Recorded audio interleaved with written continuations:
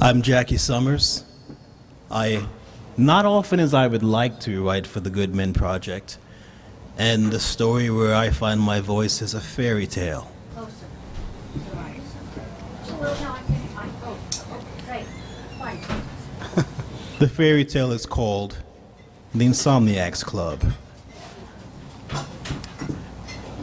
Insomnia sauntered nonchalantly into my bedroom, fully aware the click-clacking her 4-inch stilettos made as they struck my hardwood floors was sufficient to wake me. Her utter lack of consideration was not due to the fact that she knew I was already awake. She just didn't give a shit. It was 3 o'clock in the morning. She made herself cozy at the foot of my 4-poster stainless steel canopy bed and sparked up a Lucky Strike. I asked her politely to leave. She flipped me the finger. Is that how it's gonna be? I asked, bleary-eyed. Darling, why should tonight be different than any other? I rolled over, pulled the covers over my head, and resumed chanting my mantra to myself. Just let go, I whispered into the darkness. Just let go. You and that stupid fucking mantra. Just let go, just let go. How's that working for you? She snarked in her best Dr. Phil's voice.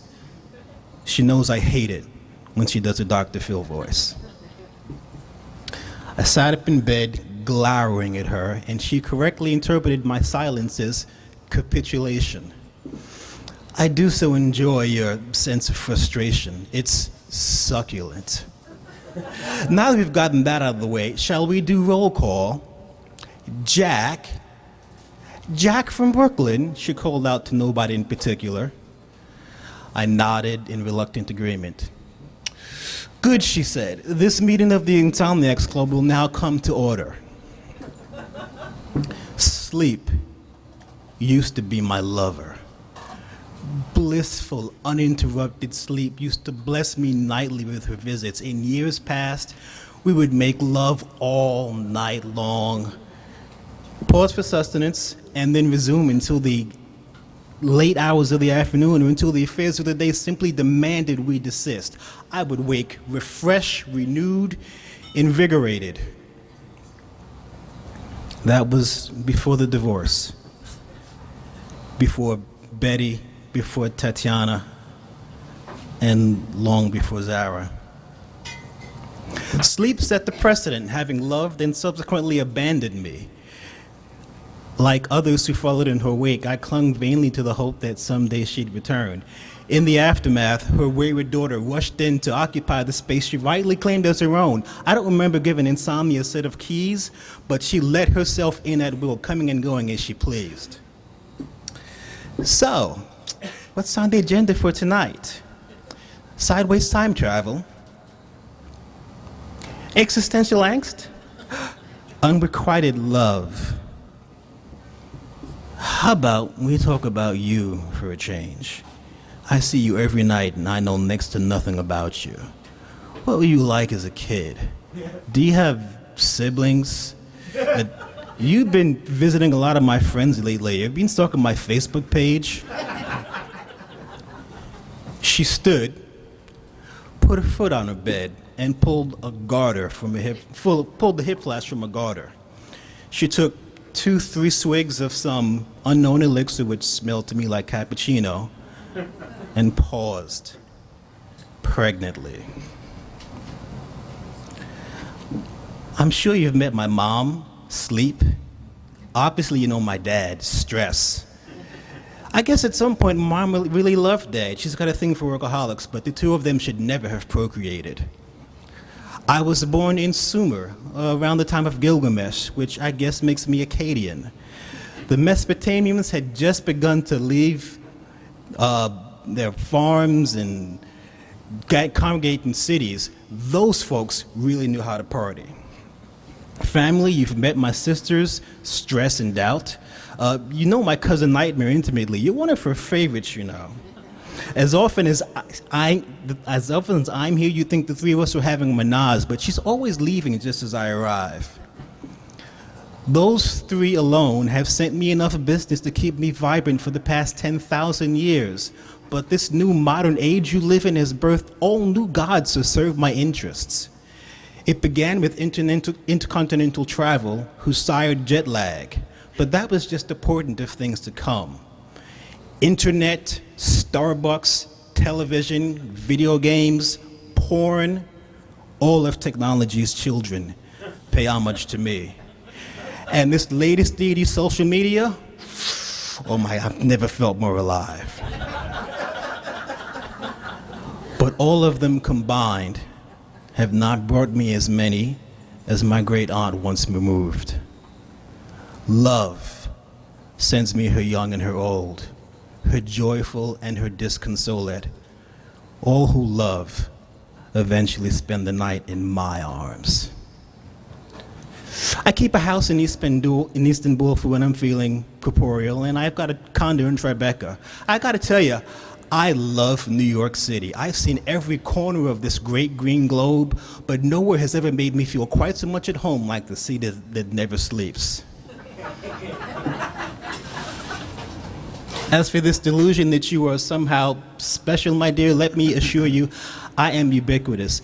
At the moment, 1 billion manifestations of me are keeping the sleepless company tonight. Few of them, however, are cognizant enough to realize they're being visited by divinity.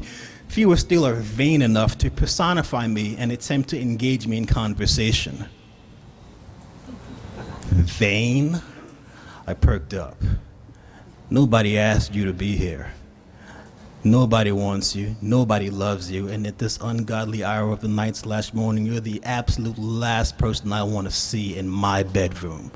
And you've got the nerve to refer to the people who suffer your presence as acolytes? Fuck you, insomnia. Fuck me.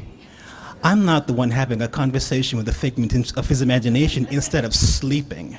Maybe if you'd had the balls to confront that knot in the pit of your stomach last night, we would have avoided this entirely. Fuck me?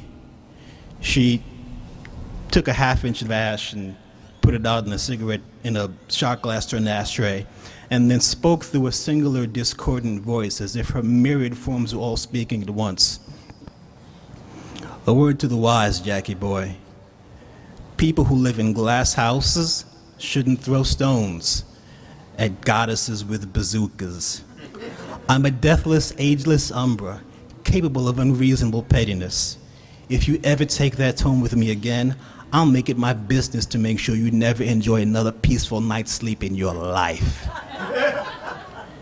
Insomnia is such a bitch. There are no clocks in my home. When I drag myself out of bed and go downstairs in the middle of the night, I make it a point to avoid either the pale glow of the microwave or the cable box. It's time for a cocktail. I rummage through my closets. I take 2 kava kava, 2 valerian root, 2 chamomile, 2 NyQuil, a Vicodin, and wash it all down with a Johnny Walker Black. I sneak a peek at my iPhone. It's 4:45 in the morning. I'm not the least bit sleepy. At this point, insomnia clears her throat into her hand conspicuously and does the nasally secretary's voice, which I also hate.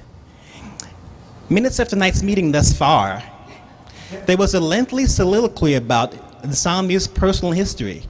Jax masturbated thrice, at least feign discretion next time there's a lady present, and ingested enough sleep inducers to stop a charging rhino.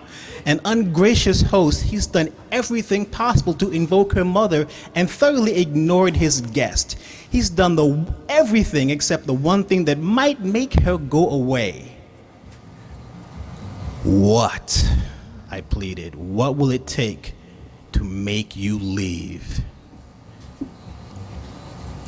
Just talk to me. What are we talking about? Why don't you just call her?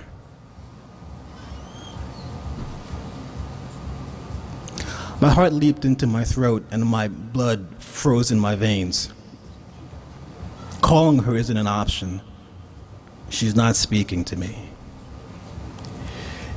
Is that why you keep telling yourself to just let go? No. I know that time is going to steal the essence of our memory. I know time will steal the taste of her kiss, the musky scent of the love we made. So, what are you afraid of? I bit my bottom lip hard enough to draw blood. I'm afraid, I choked. Nobody will ever make me feel that way again. Now, is that so hard, she said. Like flossing with razor blades. Insomnia and I made our way back upstairs. Morning had just begun to illuminate my bedroom through my French doors. She assumed the inside spoon position and wrapped my arm around her. Sleep like you fuck, she said. Hard and deep for a couple hours. When you see my mom, tell her I said hello. I felt the weight of my eyelids begin to overcome me. This meeting of the Insomniacs Club, she pronounced, is now adjourned.